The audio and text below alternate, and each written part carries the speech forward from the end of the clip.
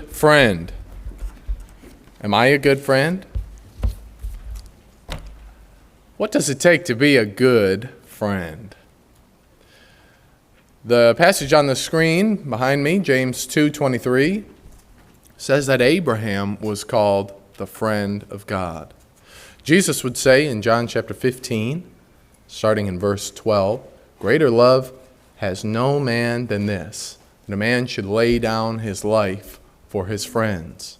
And you are my friends if you do whatsoever I command you." He would then go on to say, "I no longer call you servants, because a servant doesn't know what his master is doing. But to you I call you friend, because whatsoever the Father hath made known unto me, I make known unto you." You can be called the friend of God too. You can be a friend to Jesus. But what does it take to be a good friend? Do you have any bad friends? What are some of the qualities when you think about... Now, when I ask that, I know somebody popped into your head, because that's how we work. We are pattern recognition machines. That's what humans are. We see a pattern, we recognize it, and we make a decision on whether we think that is a good thing or a bad thing. What are some bad attributes of friendship? What makes a bad friend? Well, I have some opinions on the matter. One of my opinions on a bad friend is somebody who doesn't give an even amount of care. That's sometimes our opinion. We say, well, I've tried so hard to be this person's friend. I reach out to them, I make plans for them and with them. I reach out and I check in on them. I do nice things for them, but they never initiate. They never reciprocate. That's a pretty common one, isn't it? We try so hard to be friends, and they don't reciprocate that feeling. How do you think the Lord feels? What has He done for you to be your friend? What has Jesus done to be your friend? What has Jehovah done since the foundation of the earth to be our friends? Another bad example of friendship would be gossip, lying, backbiting, the things that tear people apart, speaking behind their back, saying bad things about the other person. But that's how we act sometimes, isn't it? When we forget ourselves. I get to work with the teens. I love working with the teens. Honestly, it is a great way to stay zealous as a Christian, because you get to see their fire and their passion. And teenagers are full of emotion. We went to Polishing the Pulpit. Thank you for supporting us and helping us go to Polishing the Pulpit in Branson, Missouri. We had a phenomenal time. I think it was pretty good. I asked them if they liked it. They said yes, they liked it. We made some friends. And that was always a question. Did you make friends today? Did you make any new friends? Did you meet somebody? I was watching them in an activity on, I guess that would have been the day before we left to come home. And someone a little older than me came up, just a little bit. I'm not going to say how old. And it's my birthday today, so don't ask. And he came up and he said, "Hi, my name's Jeff." And he shook my hand. And I had seen Jeff around. He's a nice guy, you know. Looks like he's in shape, got his life together. 5 boys. He has 5 boys. A beautiful wife, happy family. And I said, "Hi, Jeff, I'm Evan." Shook his hand. And then we both stood there for a really awkward amount of time without saying anything. And I realized, oh, this person's trying to make a friend. And we just were out of touch. We have our kids. We haven't done that in a long time. So we got to talking, and we made friends. But it's harder when you get older to make friends, isn't it? I have to invest, because you're really counting the cost of, am I going to have enough time to even text this person? It's hard to make new friends. But that awkward silence was just golden. I love it.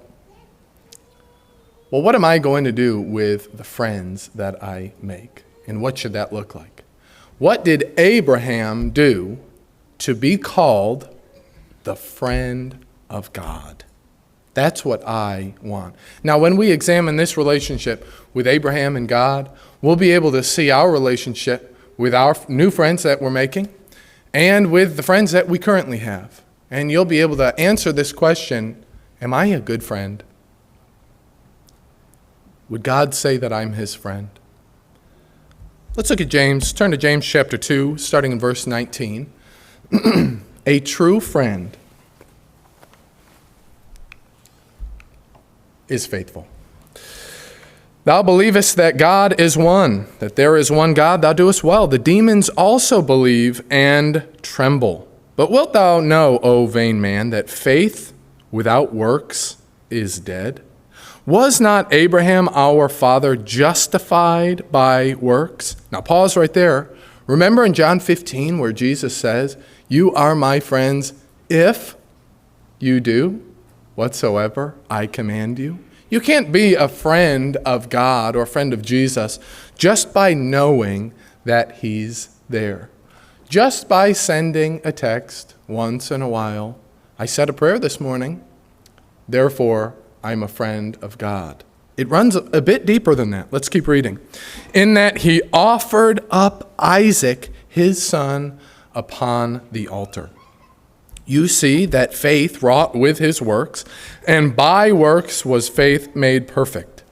And the scripture was fulfilled, which saith, and Abraham believed God, and it was reckoned unto him, or counted unto him for righteousness, and he was called the friend of God. You see that by works a man is justified, and not only by faith. A friend is faithful. What does that look like? Well, what James would say is a friend in action. A friend is somebody who goes the extra mile and does the thing necessary for friendship. You want to be a friend of God. Have you done whatsoever he has commanded you? You can say till you're blue in the face, I love Jesus, I love Jesus, I love Jesus. You can say it. People can say, I'm your friend, I'm your friend, I'm your friend. But there's something more that's required to be a friend. You should be a friend to your spouse. We all understand this is the most intimate relationship you can have with somebody. You know everything about that person. You share your deepest thoughts and your secrets. They see your failings and your success.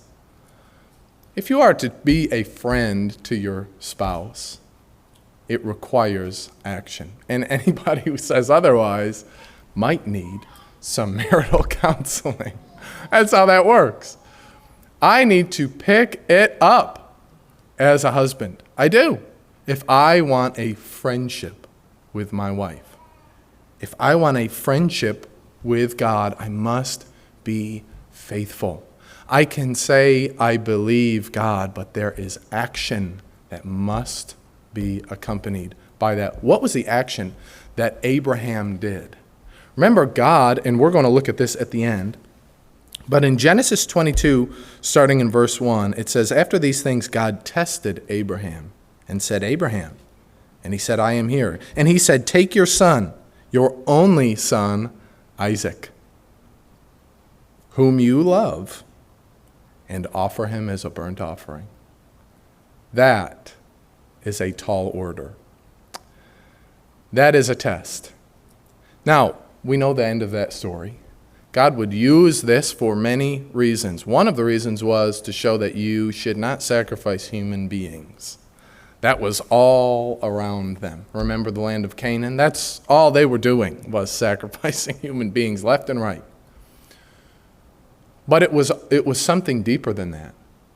Did Abraham have a connection with God in a way that maybe you or I have not experienced? I have not had to sacrifice my son. You know God did. Friends who are faithful, they're going to understand that fact. But for this point, he did it. He went and he did the thing.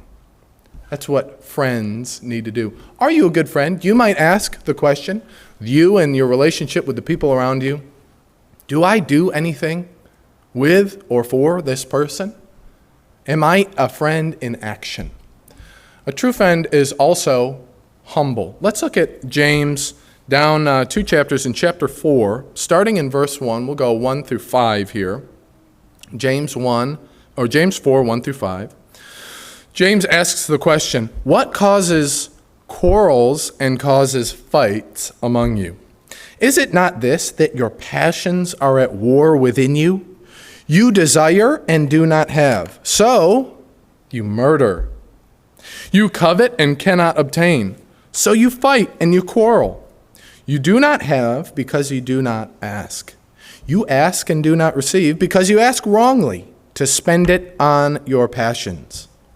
Now, if we pause there, this is an overview of what it means to be selfish. What it means to be selfish. It is your passions that are at war within you. You desire, but you don't have. You covet things. You look around at what people have and you say, he's got it, I want it, I'd rather have it than him. I want to step over him to get what I want. There's a very common and surprisingly more popular way of thinking these days, which is called communism. At its roots, there is a certain amount of covetousness, a certain amount of wanting what other people have and being willing to step over or push them to the side to get what you want. Covetousness. You war. Does it bring about wars, that way of thinking? Has it historically? You can ask the 100 million plus people who have died as a consequence of that way of thinking. Is it good? Of course not. So you murder. You fight. You quarrel. But it's interesting, he writes, you do not have because you do not ask. Isn't that a nice way to look at friendship? Do you have a friend who you could ask for some help and they would help you? They might give you the thing that they have just because you need it. Remember the first century church? They sold their possessions and they shared. They shared among each other because they had need. These people had traveled very far to Jerusalem, and then they start the church there. And so now there's monetary needs among the early church and their brethren. And so what did they do? They gave. They gave of their means to help. Look at the letters of Paul when he writes to other congregations and he thanks them. Look at the Philippian brethren. He thanks them for their donations and the things that have helped him do the work of the gospel. That's what friendship looks like. But James writes, you don't have because you don't ask. You just go right to the battle. It's time to fight. Then he says this phrase here, which keys us in to the mind of those people and how God views friendship. He says, you adulterous people. What does it mean to be an adulterous person? Do you remember the Israelites, when they went into the land of Canaan? God said, don't worship their gods. Don't marry their women. Don't do their customs. And what did they do? They did all of them. They left God. And he would call them a wicked and perverse people, but an adulterous generation is what they were. They left that covenant, that relationship with God, that friendship. They were supposed to be linked with God through promise, through a sort of familial bond. But just like a marriage, they made the covenant, they promised, and they left God as adulterers, and they ran after other nations and after other gods. He would even write, these are gods that men made. They're made of wood. They're not even real gods. And you commit adultery with someone who doesn't even exist. Isn't that amazing? It's in their hearts. It's a desire. And so James writes, you adulterous people, do you not know that the friendship with the world, let's keep going. Oh, actually, it's still up there. Friendship with the world is enmity with God. I am going to be at odds with God. I'm going to leave God, and I'm going to be against him. Therefore, whoever wishes to be a friend of the world makes himself an enemy of God. Or do you suppose it is to no purpose that the Scripture says he yearns jealously over the Spirit that he has made to dwell in us? You cannot be a friend of the world and a friend of God. Have you ever had a friend do that? A friend that is your best buddy, and then somebody else comes along and starts attacking you. Attacks you, and they hurt you, they gossip about you, they drag your name through the mud, maybe they get you fired from your job, whatever it is, and then that best friend of yours takes their side. Well, they're not so bad, Doesn't that hurt? Can you be a friend with that? If you have an adversary and your best friend says, well, I'm going to go be friends with this person, even while they're harming you. That hurts. We don't like that. What about your spouse? Because a wicked and adulterous generation, let's say they left you and they said, I'm going to go be with this person, but I'd still like to be friends. You can't do that. That's not how it works. That's not how friendship works. You don't befriend the adversary. Now, the thing about the world is it is actively trying to defeat you and defeat God. The world is not here for your benefit. The people that are worldly, the things of the world, the lust of the eyes, the lust of the flesh, the pride of life, these are not here to build you up. And so when James says you can't be a friend of that and a friend of God, because God wants the best for you. God wants you to succeed. God will be your friend. He will help you. He loves you. You cannot be a friend of that and the person who wants your destruction. God will not be a friend to the world. Unfortunately, you can't have it both ways. So if we keep looking, verse 6 in James chapter 4, but he gives more grace, this God of ours. Therefore it says, God opposes the proud, but gives grace to the humble. Submit yourselves therefore to God. Resist the devil. Don't be a friend of the devil. Resist him, and he will flee from you. Draw near to God, and he will draw near to you. Cleanse your hands, you sinners. Purify your hearts, you double-minded. Be wretched and mourn and weep. Let your laughter be turned into mourning and your joy to gloom. Humble yourselves before the Lord, and he will exalt you. A true friend is humble. You know, if you were to be a friend of the adversary, you wanted a good friend, and you say, I know this person is hurting you, but I'm going to go be their friend too, and maybe we can all just be friends. You know what's required to maintain that friendship? You have to come back and say, I'm sorry I did that. That was crazy. Shouldn't have done that. What James is writing here is, if you want to be a friend of God, you cannot be a friend of the world. You have to come back and say, I'm sorry that I went out there and clung to the world. I'm sorry. I am mournful. 2 Corinthians 7:10 says, godly sorrow works repentance unto salvation.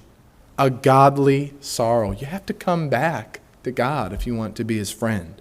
You cannot play both sides. And that requires a difficult trait called humility. You have to be able to admit when you're wrong. A true friend can do that. A true friend can do that. We were at PTP with the Sullins. They came and helped us so much, and I'm so thankful. And Ryan makes a lot of mistakes, but he admits when he's wrong. And that's what I love about him the most. Not the mistakes. I'm just kidding. A true friend loves always. Look at Proverbs 17:17. Therefore a friend loves at all times, and a brother is born for adversity. Love suffers long, Paul would write. Love is the thing that binds us together. You know, these These qualities that the Apostle Paul would write about, like long-suffering, temperance, patience, these things have to do with our relationship with other people. I am going to put up with your mistakes, just like God puts up with mine. Matthew chapter 18 would outline that. You have a parable given there by God of a servant who's forgiven much, but he doesn't forgive. That is harmful to friendships. Love in a friendship is at all times. All times. We have to be willing and prepared to extend grace like God extends to us. Looking back, James 4:6-10, but he gives more grace. That's what God does for us. A friend loves at all time, and a brother is born for adversity. Adversity in a friendship can come in many forms. Maybe you are both united, and an adversity comes your way, and you're there as a brother in arms to help this person out. Maybe the friendship is tested through disagreements, and you're not locked arm in arm. The love does not stop. Jesus would be asked, who is my neighbor? Who is my neighbor? Everybody is the answer. You know, even the people you disagree with are your neighbor. Did you know that? Sometimes religious people, as Jesus would say in the parable that he gives, sometimes religious people can be snobby. They can say, well, my neighbor are all the good ones. My neighbor is anybody who's good. That's my neighbor. Anyone who meets my standard, that's my neighbor. And what we very quickly find out when we apply that standard is that we oftentimes don't even meet our standard, which is very strange.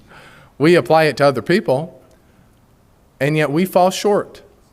Of course we do. No man is perfect.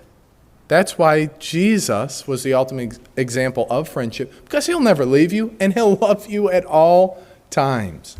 That's what friends do. But a true friend also remembers the sacrifices.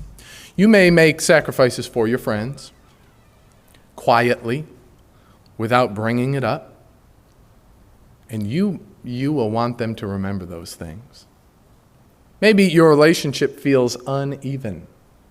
We're pattern recognition machines. We say, well, I did X, Y, and Z for you. What do we want? I want X, Y, and Z in return.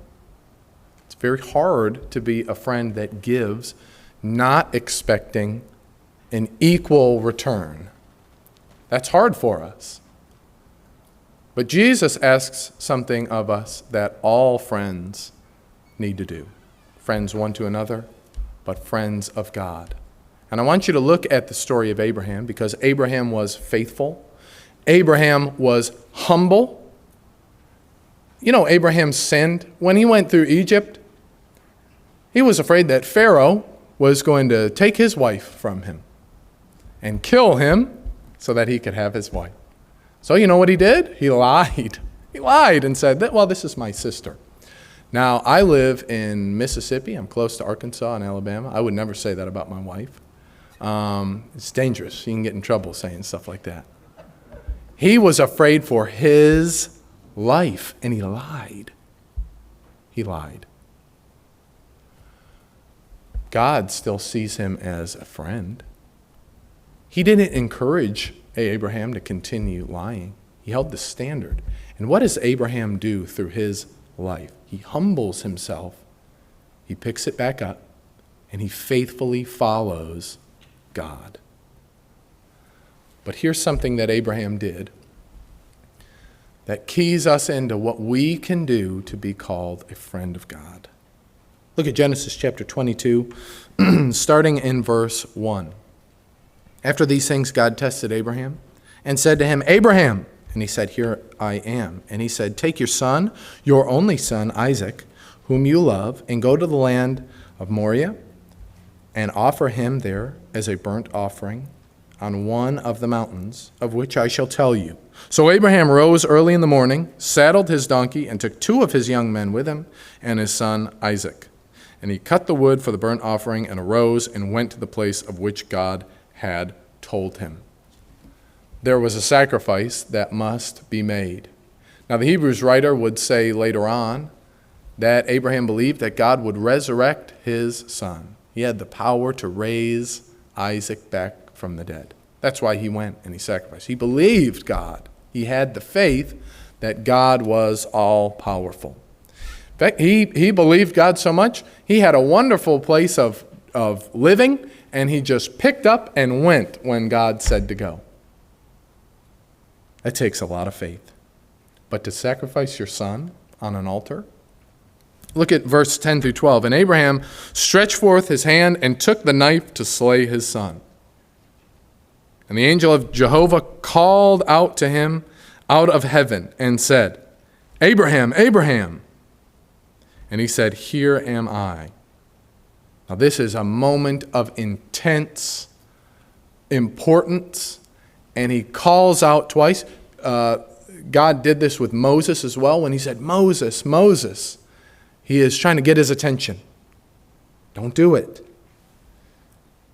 And he said, Lay not thy hand upon the lad, neither do thou anything unto him. For now I know that thou fearest God, seeing thou hast not withheld thy son, thine only son, from me. That is a sacrifice made. Now there's some things to think about in this passage. What does God not know?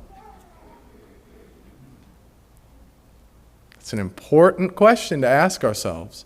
Does God know whether you are faithful right now? Would it require action? It's an interesting conundrum we find ourselves in, isn't it? So you might say, as some religious people have surmised, well, God knows everything. Therefore, why would you have to do anything if God already knows? Well, the thing that needs to happen then for reality to set in is for you to actually do the thing, unfortunately. We have to do things. Oh no! Sometimes it takes us to difficult situations like this. Proving that we are faithful, proving that we believe and that we trust in God. Well, God knows it, yes, but do you know it? Will you be faithful if you don't do anything? Well, no, of course not. Think about our worship. You might say, well, I love God. God knows I love him. Why do I have to sing about it? He already knows. Will you love him if you stop singing? What about giving? God knows that everything that I have is his. Why would I give? Seems kind of silly. Would you be willing to give if you didn't practice giving? It may change us over time to not do something, to stagnate. What about remembering the Lord's Supper? What about hearing the words from the sermon? Will you be the person that you ought to if you don't continue to do what you ought? Well, the answer, of course, is no. We live a finite life. It's here for a moment, and then it vanishes away. We have to practice. We have to be active. We have to remember these things. Otherwise, it will change us into something we ought not to be. Because we can change. God doesn't change, but we can. And that's oftentimes what's left out in these ideas. What is best for me? What works for the Christian? God tells you, let me see your faith. Let me see it in action. And if you do it, you'll be faithful. If you don't, you won't. That's how it is. What if I never talked to my wife ever again? I said, right now, I have a great relationship with you, honey. I'm very happy to be married. I'll see you on my deathbed. We will not have the relationship necessary once I get there. It's just not going to be. Because that's how humans are. A relationship can wane and it can grow. What does it take for you to remain faithful? Well, you have to prove it. And here, God knows. But the proof, when he says, now I know, now it is known, you could say. You're faithful. Look at what you would do. And that's what some of us need to do. We have to be willing to take the steps necessary to do that. But this was the exact step that God would take for us. He would take his son, his only son, and he would give him for us, for the sins of the whole world, to prove his faithfulness. He is a faithful God. Now he could say, you know I would give Jesus, so I'm just going to forgive everybody. Doesn't work that way, does it? Instead, he says, you know I would, so I will. And he does it. That's what a faithful God, a faithful friend, does. Look at this passage in Luke chapter 22, and verse 19 and 21. In closing, this is how we can apply this to ourselves when looking at Abraham. Jesus took bread, and when he had given thanks, he brake it and gave to them, saying, this is my body which is given for you. This do in remembrance of me. And the cup in like manner after supper, saying, this cup is the new covenant in my blood, even that which is poured out for you. But behold, the hand of him that betrays me is with me at the table. What do we have to do to be the friend of God? We have to remember the sacrifice. Abraham was a friend because he had that sort of intimate connection. I was going to sacrifice my son. God sacrifices his son. What can we do? We can remember that every Sunday. On the first day of the week, the disciples came together to break bread. They remembered it. And they remember the friendship of God extended to us, the grace that is given to us, in that he is willing to do the thing that is required to have a relationship with us. It's the death of his son. Just like Abraham was going to go through that sacrifice, God did it for us. Do you remember that? Do you think about it? Do you remember the things that your friends have done for you? Do you remember them fondly? Do you thank them sometimes? I have some very close friends. Occasionally I'll be driving in the car and I'll think, I can't believe he did that for me. It's crazy. Send a text. Thank you for doing that. Can't believe that you would go that far. That's what God asks of us. Remember the sacrifice that has been made for you. Doesn't it fill you with thanksgiving? You know, your prayers and your supplications are to go to God with thanksgiving. Why? Because think of the amazing relationship that God has extended to us. That's what he wants.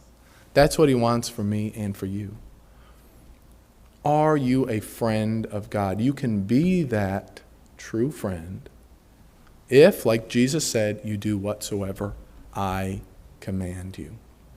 He has asked you to be baptized into the Lord's church. The whole New Testament is full of baptism. It is a way to start your walk with Christ. If you have not been baptized, now would be a very good time to do so. You will have the best friend that you will ever have in your life, Christ, the Redeemer. He is an advocate with the Father. He takes your prayers to God the Father, and he was the sacrifice for you. How can I be a friend of God? I can be faithful. I can be humble. I can love at all times, and I can remember the sacrifice that my friend, Jesus the Christ, made for me. If you have a need, please let it be known while we stand and while we sing.